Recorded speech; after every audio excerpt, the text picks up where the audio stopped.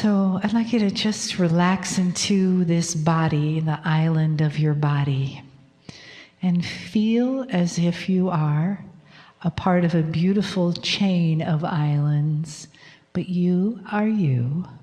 And take a breath in. Oh, I've had a very full, energetic, informative day. And take another breath. Ooh, yeah. And just let yourself sort of melt into the chair, relax into these soft, wonderful, comfortable chairs. And just feel them supporting you to the very best of their abilities. And another breath in.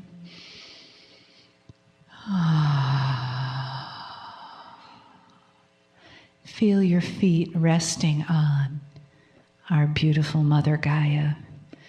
No matter how many layers of shoes and socks and carpets and concrete, underneath is Gaia, lovingly supporting us, carrying us every step, every day. And the big hug that comes around this beautiful planet from without our galaxy that says, dear humans, you are here.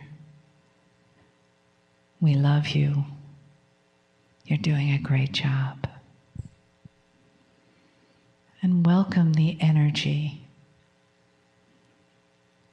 the loving energy, the informative energy of our beautiful guide, Kryon. As these words come to you that give us so many treasures and so many gifts. Greetings, dear ones. I am Kryon of Magnetic Service. The real message that I had for all of you was given this morning. But it has to do with the unknown, does it not? That there is a system that you have within yourselves which hides. A consciousness of the body that stands ready to assist you. Should you wish to start a process of what I would call not enlightenment, but of becoming bigger in what you know. Bigger in what you know. That pulls you forward and shows you things, that puts you in the right place if you listen. Now, this is hidden from you. As much is hidden from you. This particular channel, this evening, will not be an endurance event. In fact, it's a fun one, if you want to use that word for myself. Now, my partner doesn't know where we're going here. And if he did, he probably would not want to go there. Because it begs controversy within anyone who is listening, reading. But I've got to say the things that I've got to say. Here is the premise of tonight's teaching. Everything that you judge on this planet comes from the resource of what you know. And that then biases the result of the judgment. Every decision you make about what you find in history, every decision goes through a logic process, an intellectual process, one that is honored, perhaps even the scientific process, based upon only what you know. And that then brings you to conclusions that are often as wrong as they can be. There is no mysteriousness to this. It is absolutely agreed that this is the best you can do. How can you come to any other decisions based upon things that you might not know or be aware of? But what I want to tell you, dear human beings, that in this modern age, in this culture today, you don't know much. You don't know much about what is out there, what happened historically. You don't know about the past cultures who've never left you anything to look at. You don't know about the things that you just assume were certain ways because you're using your logic and today's reasoning to judge the past. And so I want to bring up some examples, and this is fun for me. If you can use that word, it's delightful for me because I get to expose some things for you to think about because of what you didn't know. So let me start with an example that you will understand completely. I'm going to label this lesson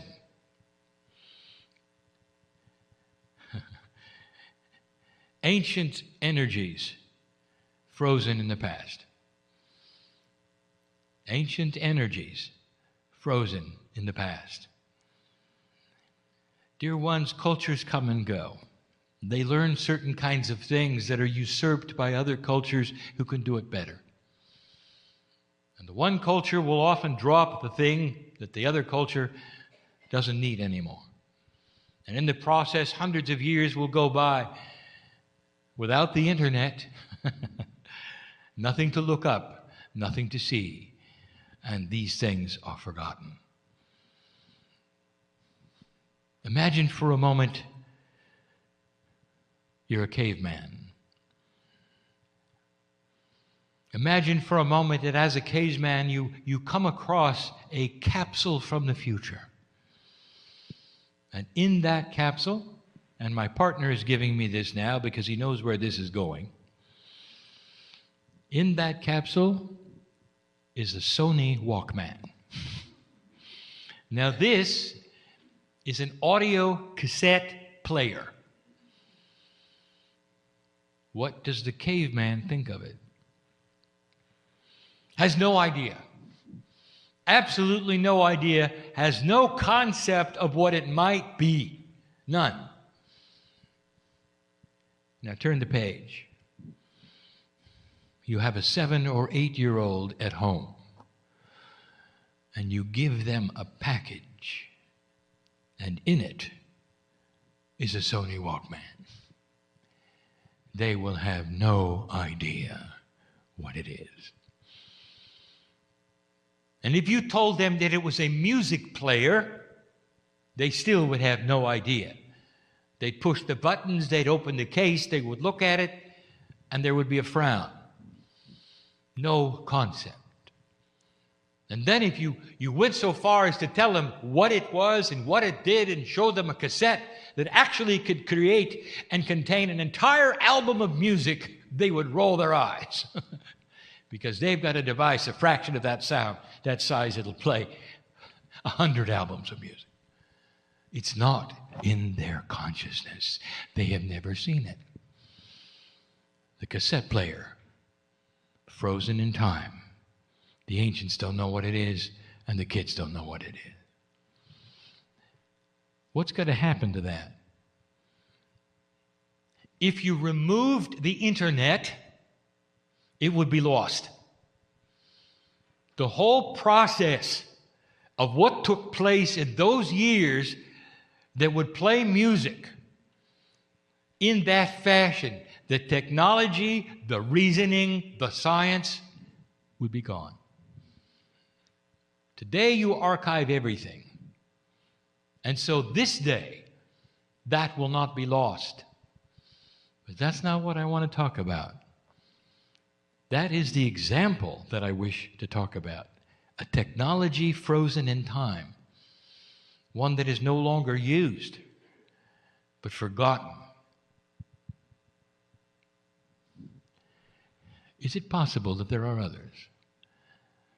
And I don't want to talk about technology now. I would like to talk about processes, cultures, beliefs, what you don't know. Now, your DNA is not working very well, less than 40%. And so when you see certain kinds of things, you're not able to pull on the akasha. You can't go in and get the truth. You can only make decisions based on what you know. There's a place on this planet where the indigenous have created roads that go nowhere. First discovered from the air, they are so long, they are so straight, they are so accurate, and they go nowhere. And you take a look at the craftsmanship that went into them, and you can even see some of them were paved beautifully. Straight as you can make it. And they go for sometimes hundreds of kilometers. And they go nowhere. What do you think of that? And so the human being summons up the highest logic possible. And they may form committees. And they may look at all the possibilities of what those roads were for. And they will say, well, they did not have vehicles, so there was no reason for them to really build roads at all. Especially not that straight that went not even to another city. They simply went. Interesting, when you view them from the air, they look oddly like runways. Runways. So the next logical thought, because humans have runways now, is that they are runways from the past. The next logical thought is that they exist because something needs runways. What is it? Flying craft. Aliens. Do you see the logic here? Do you understand what I am saying? That you, as human beings, are viewing that culture from your point of view and not theirs. So there is an entire group of humanity that looks at the long roads. We won't even identify them. Created by the ancients. And you will say they were runway. Those from the stars. So I'll tell you what they are. And I'll tell you the folly of what you decided they are. And that's fun for me. Not fun for my partner. Fun for me. First of all, does it make sense to you that a craft from the stars that would have to know about interdimensional travel, that would come through interstellar space, would need a runway? You haven't thought of that, did you? I want you to go back to that culture, because you don't know what they faced. You don't know what they were doing. This is a place on earth right now that is barren. Nothing grows there, but that's not where it was when they were there. It was flourishing. But as the rain stopped, in their culture, their God told them to build a road. And they did. And they didn't question it. And the longer the road was, the higher the honor was to their God, who would then give them rain. And it never came. And they built, and they built, and they built. And they built it as perfect as they could. And the longer the road, the better chance they had of rain. And it never came. Little by little, they died out until the last one was gone, leaving only the road. That's the truth. Did you know that? Did you know about their God? Did you know about their culture? Did you know about their weather? Did you know any of the things? And the answer is no. Frozen in time, lost in history, never written down without an internet, leads you to only think about the things that you understand in your culture, because you have aircraft. They had to be runways. That's just one of so many things, dear ones. There is a reason why I'm giving you this, and you're going to see it in a moment. Geology is much the same. We've discussed this before. You base all of your geological suppositions, what you see in the canyons that are formed, on one premise, that time did these things. But you weren't there to watch it. And you base that upon what you see today. A very benevolent planet that doesn't have a lot of upheaval. A benevolent planet that just sits there. A benevolent planet that is worn by time, maybe millions of years, to create erosion here and these things there. Let me take you to a 300-year period that created the Grand Canyon a long time ago, where an entire ocean ran in both directions because of upheavals in the earth over 300 years and carved that canyon so quickly. Geologists will tell you they find a delta on both ends of the canyons. That makes sense to you. It ran in both directions. Ask them if they found seashells around there, and they'll say, yes, there was an ocean. Ran both directions, carved that canyon 300 years. I was there.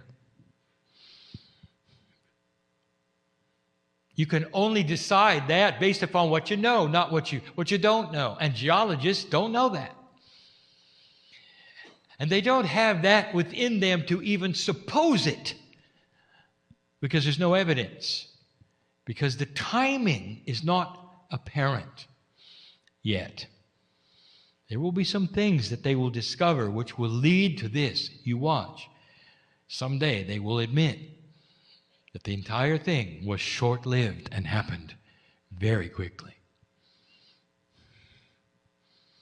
You see what I'm saying? That knowledge was frozen in time. You don't have it. You didn't have pictures of it. You don't have that today because the earth is quiet instead of one that is dynamic. And so you suppose that all of it was done over millions of years of a little river that carved the whole thing. It didn't. The ancients created huge, enormous structures. They had blocks of granite that weighed tons, taken from quarries a long distance away, building monuments that would seem impossible today. And so you look at them and you say, it was impossible. They couldn't have done it. They didn't have the technology today. There's no way they could have built them without certain kinds of machines. And that is your decision. And so how do they do it? Well, again, they had to have help. They probably had levitation devices from outer space. Now I'm going to break a paradigm and tell you a truth, and you may not believe it. No, they didn't. The paradigm of your culture is everything has to be done quickly and efficiently. I'd like to tell you about their culture. Do you understand that they built monuments to kings who are not born yet? And you know how long they took?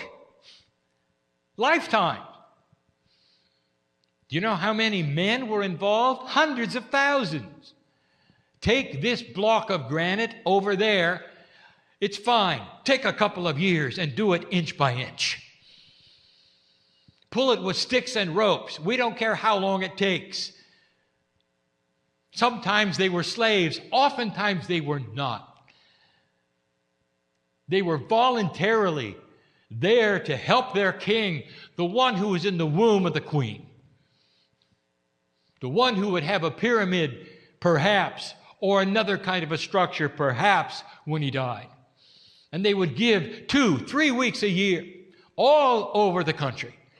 By the thousands they came to pull the ropes, to grease the poles. And what they had that you don't realize was math, a lot of it. They understood pulleys, all the things that you know about today, about reduction of force, they knew about. Clever schemes to slide things uphill very, very slowly with thousands of manpower in order to get them into a place where they could be turned. You think the pyramids always look like pyramids? What do buildings look like when they're being built to you? Do they look like the finished building? Do you think perhaps they had things around them to help? And they did. But it wasn't in your culture, and it's a science frozen in time. Frozen in time. Though there are hints of what they did. Not many. That's the truth. But you couldn't know that because all you do is look at it from the standpoint of what you know. The idea of something taking years, maybe a lifetime, with thousands and thousands and thousands of men involved is not in your consciousness. You don't build things that way today. So you don't extrapolate that into the formula of what they did.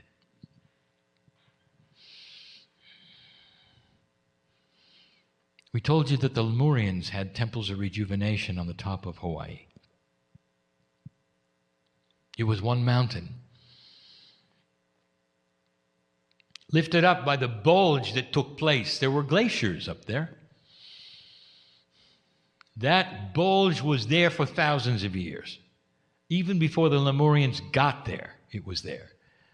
The mountain of Hawaii is the largest mountain on the planet measured from the top to the bottom, even though the bottom is underwater. And most of it was exposed, pushed up by this bulge of the magma. That magma bulge, very similar to what happened in Yellowstone Park, which is another hot spot of the planet. It is a geological process that happens. It's not a mystery.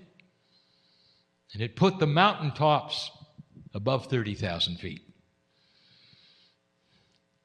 It's very cold there.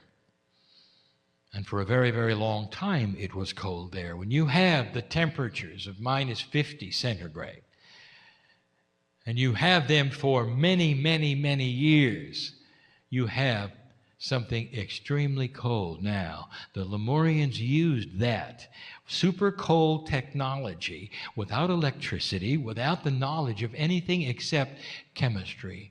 You can extrapolate heat out of anything with certain kinds of chemistry, lost in time, frozen in time, no pun intended.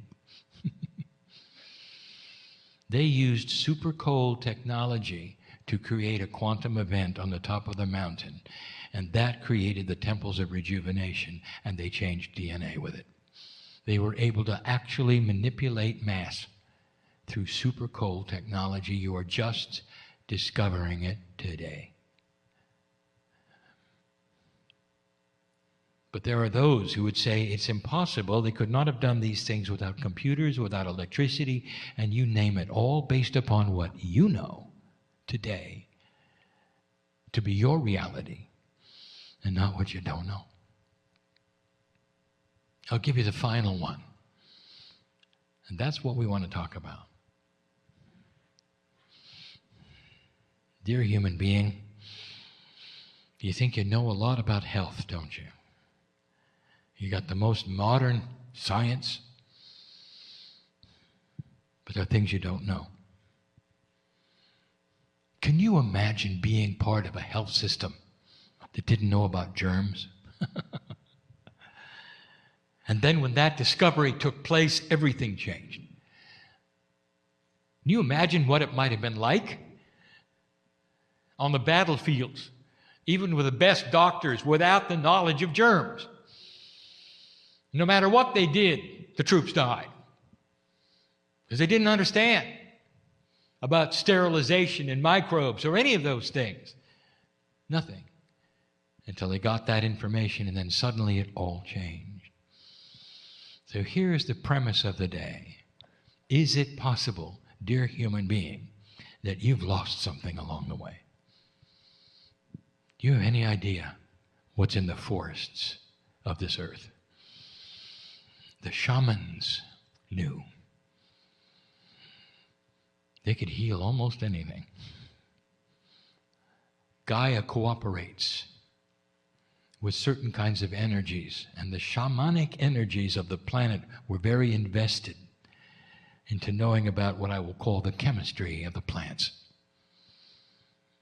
Within the cooperation of the Gaia system are the cures for all diseases. Did you know that? And they were able to cure so many things right from the earth naturally. No side effects, no artificialness, no manufacturing. You've heard of this. They were seen as strange, and so they lived on the edge of the village. And everything they knew was lost. It was lost with modern ideas of God.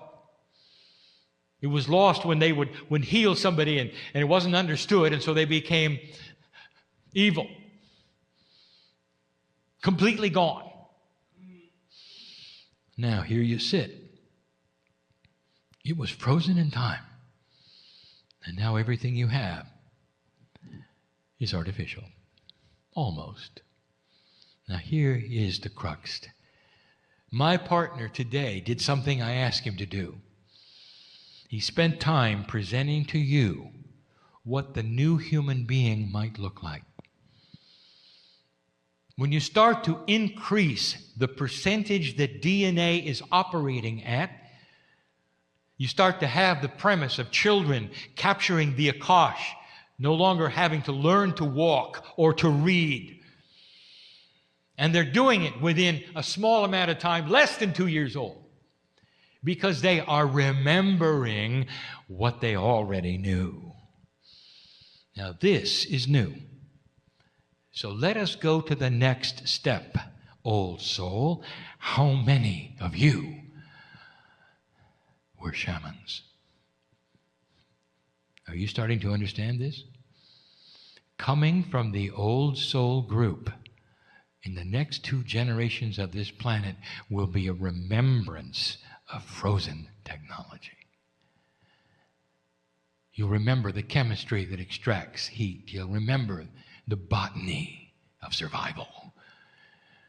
And it will come to you in pieces and parts, and there will be certain ones of you who will become famous for the discoveries that are simply remembering what used to be. The beginning of a revolution, not in medicine, but in the relationship to the forests, will start to occur. And these things will be pulled out of the remembrance of the shamanic energies and information that so many of you participated in. And the biggest difference of why you're remembering it now and not later is because now it's safe. And 3 years ago it wasn't. And that is the difference between then and now. I give you these examples today of some of the foolishness that you see, of the predisposed decisions based upon only what you know instead of what you remember from the past. And that is going to change.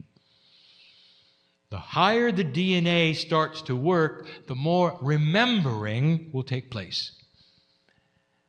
And the remembering is going to happen from one specific group, the shamanic group, the old souls, the ones who would sit in a room like this all day long, listening to a talking head on a beautiful day. Why are you here? Why are you here? Because you want to know more, don't you? Can't you feel it? Can't you feel it? It's in there. You know it is. I want you to drop into the core and begin to develop the intuition that you have.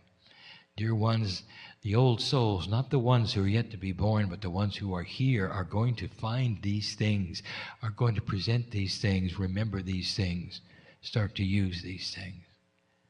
And it's not going to be opposed. Did you hear me? It is not going to be opposed. There'll be too many of you. It's going to be received very well. It's going to help heal the planet. That's a good message. There is a place for chemistry, for elegant chemistry. There is a place for the elegance of natural solutions. It all can be used together in balance. We always told you that. One will not usurp the other. But it's time to remember how to heal yourself from Gaia, with Gaia, through Gaia. Now you know why it's part of the 9 attributes of the human being. And that is the message for today. One that may be remembered by many, studied by a few. I am crying in love with humanity. I know what's coming. I've seen it before. Don't let the attributes you see around you fool you into believing things are not getting better. I told you that the old energy will fight back. There are so many humans who want to draw it back to the way it was, dear ones. They will not succeed. And so it is.